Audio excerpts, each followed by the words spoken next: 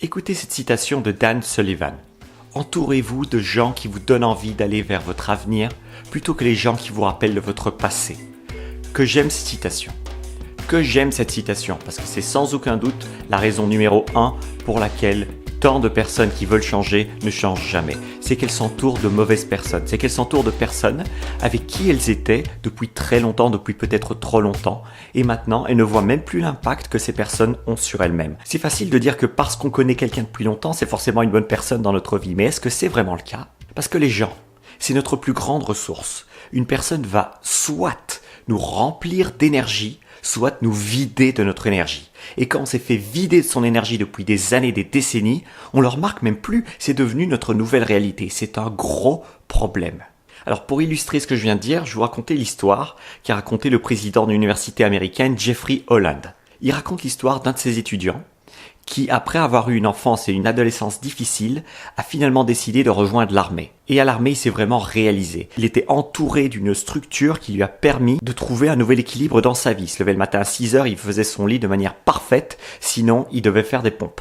Du coup, il continuait à avancer durant sa journée, il avait de plus en plus de charges, on lui donnait de plus en plus de responsabilités, et il s'est réalisé durant tout ce service militaire. Le problème seulement, c'est que quand il est rentré chez lui, les gens autour de lui le voyaient toujours, le percevaient toujours comme ce loser qu'il connaissait quand il était adolescent et enfant.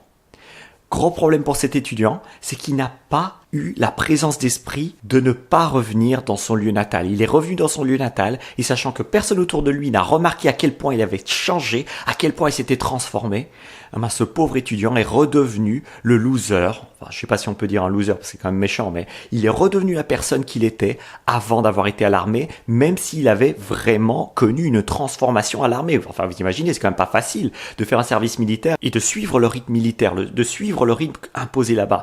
Et pourtant, ce qui s'est passé, c'est en revenant chez lui, il est retourné dans son ancienne identité parce que les gens autour de lui pensaient que c'était un bon à rien et qu'il n'allait pas pouvoir réussir à faire de grandes choses dans la vie avant de vivre la transformation qu'il a rencontrée à l'armée.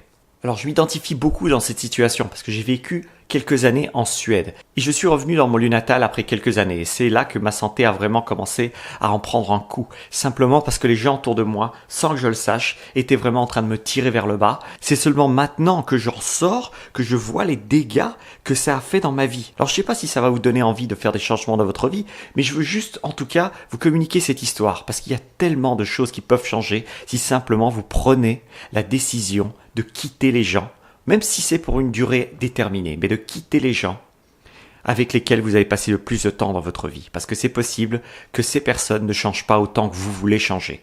Et si c'est le cas, vous allez toujours être limité par ces personnes autour de vous. Et c'est votre responsabilité de le faire, comme c'est la mienne, ma responsabilité, de m'extirper de mon milieu dans lequel j'ai grandi. Parce qu'une fois qu'on est adulte, c'est difficile de continuer à mettre la faute sur les autres. Que c'est la faute des autres si on ne change pas, que c'est la faute des autres si on n'arrive pas à évoluer. Parce que non, on a le choix, on peut déménager. Rien ne nous empêche de déménager, vous pouvez trouver un job ailleurs. Mais pour ça, évidemment, il faut le vouloir vraiment. Et c'est là que pour vraiment pouvoir changer, il faut d'abord une volonté de changer et une compréhension de comment on peut changer efficacement sans être tout le temps à contre-courant.